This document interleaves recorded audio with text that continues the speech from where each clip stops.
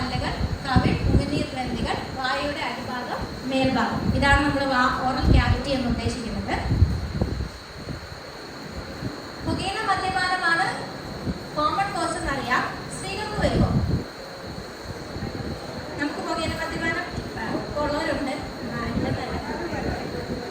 വരും. എന്താണ് കാരണം? ഇതൊന്നും ഇല്ല, ശീലങ്ങളില്ലാത്ത ആളുകൾക്കും വരാം. രണ്ട് കാര്യങ്ങളാണ് നമ്മൾ എടുത്തു പറയുന്നത്.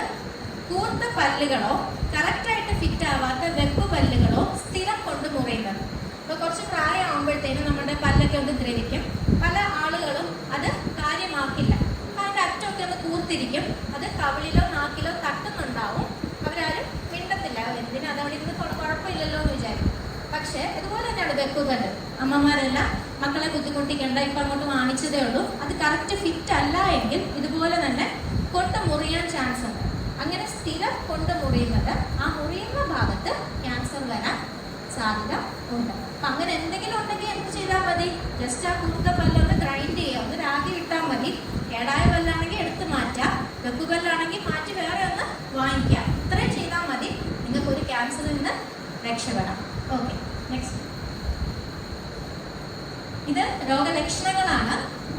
ഉണങ്ങാത്ത സ്ഥിരമായ ഒരു വ്രണം, വെള്ള, ചുവപ്പ് അല്ലെങ്കിൽ മിശ്രിത പാട്. ഇതെല്ലാം തന്നെ നമ്മൾ നേരത്തെ പറഞ്ഞ പോലെ 3 ആഴ്ച കഴിഞ്ഞിട്ടും അങ്ങനെ തന്നെ നിൽക്കുന്നുണ്ട് എങ്കിൽ തീർച്ചയായിട്ടും നിങ്ങൾ അവിടെ ഒന്ന് സംശയിക്കണം. ഇനി കഴുത്തിൽ വരുന്ന മുഴ, വായിൽ വിട്ടുമാറാത്ത വേദന, നാവ് അല്ലെങ്കിൽ താടിയലിന് വേദന, ചവയ്ക്കുന്നതിനോ വിഴുങ്ങുന്നതിനോ ബുദ്ധിമുട്ട്, ചുണ്ടുകൾ അല്ലെങ്കിൽ മോണകൾക്ക് വീക്കം, ശബ്ദത്തിലെ മാറ്റം.